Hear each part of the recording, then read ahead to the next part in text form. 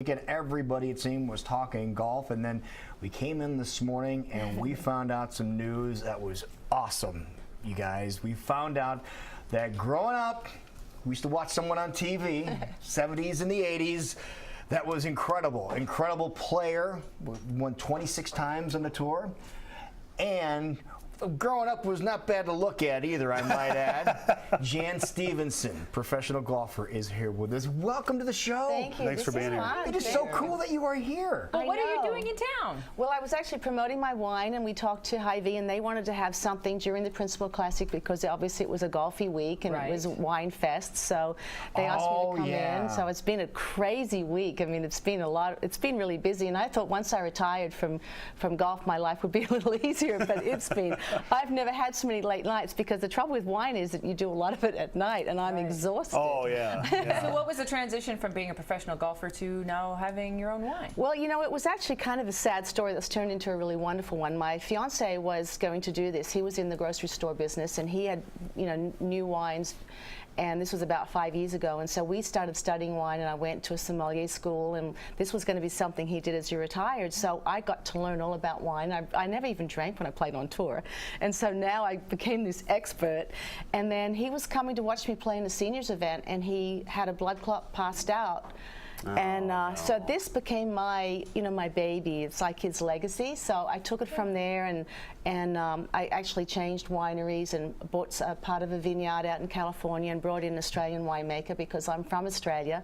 Okay. That's where I had went to school, so I understood the wines better there.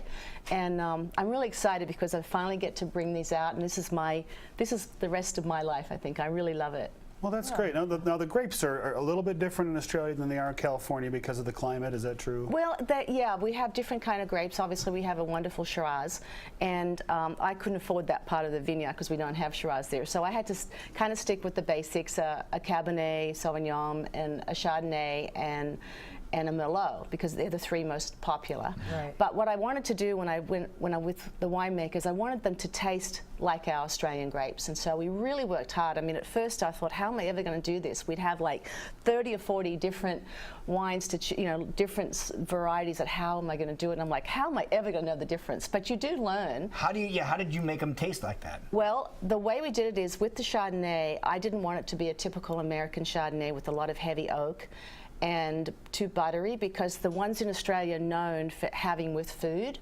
And so we really kept it. We have a kind of a secret how we did it. We don't keep it in the oak very long. So it has a very light, almost an Australian Sauvignon Blanc, Pinot Grigio taste. And then with the Merlot, I wanted it to taste like a Shiraz grapes. And he's an expert. I mean, he's an award winner. And I brought them over, and since they've been here, we've had horrible droughts. And he's like, what have you done to me? That's true. That has to really be affecting the wine business right now. Well, luckily, the owner of the winery, and it seems like everything kind of since my fiance died has been magical, because the owner of the vineyard was going to turn into solar. So he put millions and millions of dollars worth of solar in there. And then when they saw how beautiful this vineyard was, it's the oldest vineyard in Paso Robles, he decided to go into the wine business, and then I bought some of the vineyards. And so now we're totally self-sustainable and can get extra water because we give back for power. That's great. So we've made a huge irrigation lake, and so we actually can do that. But it's a lot hotter than my winemakers thought it was going to be. So when we So what did you bring here? You said one of these has medals. Yes, that one has 2 gold medals already, the Cabernet. And so it's really, that should be drank last if you're going to taste it. This is the last one. Okay. Yeah, try with the Chardonnay first. Chardonnay first. And you said less oaky of a flavor than we might be used to here. Do you want some? And we tried to... Just right in here? Right? Yes. Okay. I mean, I only do that because it's not very cold. Okay. Gotcha. But the thing that I really tried to do also was try to keep them rated in the 90s and less than $20. Because, you know, very reasonable rated as in well. the 90s and then less than $20, which you just had a lot of people open up their eyes and their ears perked up when you said and that. it was really hard to do. I like that, and I'm not a white wine person, but it's dry, and I like that. And Yes. it's tasty. It's very good. And what's really nice is that it's wonderful with cheeses, that because it doesn't overpower. Right. You know, and the thing is, this country doesn't do it as much as all the other countries, but when you sit down at a bar in Europe and in Australia, you always get served a little bit of cheese, a few nuts, a little fig, a few olives, so that it really really enhances the flavor of the wine. Over here, you just sit at a bar and drink wine. And it's like, there's some popcorn or something. yeah, exactly. And so it's a little different, but and hopefully that's one of the reasons I think the restaurants have liked it, because it is good with food. And when you taste the Merlot, you're going to be really surprised, because with the Merlot, it's I don't know, Splash has been great this season, this week, because they've taken it, and their sommeliers were surprised because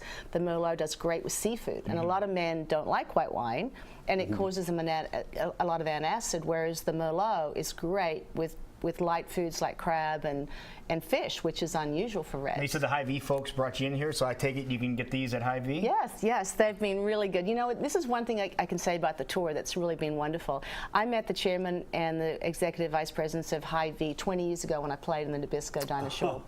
And they said, if you ever come to, to Des Moines, and I stayed in touch with them, and these became friends. I came and visited them and stayed with them.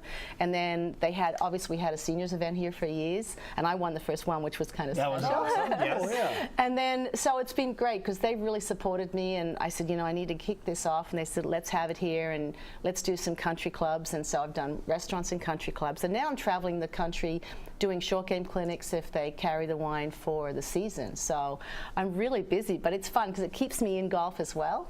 Well, a new great thing people check out at our local Hy-Vee. But before you go, we need to see you hit a couple balls. How about that? Yes, because I've now, I wish my short game was as good as it is now when I play, because that's all I do. Right, so you're good. So right out front, your putting's right to your left. I was actually, when I showed now, I was just talking to Ted about the new techniques. As you watch someone like a Jordan Spieth and all these young kids that putt, and their short games are so wonderful. So the way I've actually now, I want people to really do their putting is because they're so relaxed when they putt, and with our all the new technology makes it so much easier, because the putters all have, you look at all the tour players, they all kind of putt similar way, and they might putt left hand low or regular, but everybody has the same technique, because they've made golf now almost like the Olympics, where they know this is the right way to do things. Like when you dive or something, they know that's the correct way to do everything. So everyone does it the same now. So what it's like is if you're going to putt, it's like holding a tray. So your arms are kind of against against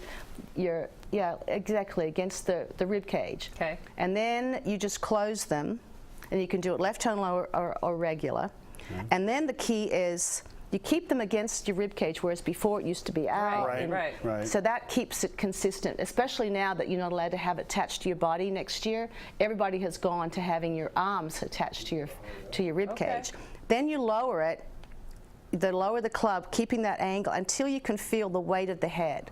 So that then becomes where your hand should be. Then from there, you just kind of go in a semicircle, keeping your arms against your rib cage and straighter back, and that's basically all putting is anymore. That's so it's simplified. See, where else did you get golf tips from Jan Stephenson? Okay, only right here on Great Ted Thing. needs all the help he can get. Yeah, so he's the one out there studying you. But again, well, thank you, get your wines over at Hy-Vee. Great to meet you. Thank you. It's Cheers. been a pleasure. Thank you for coming today. We wish you the very best of luck. Thank you. Thank you so much.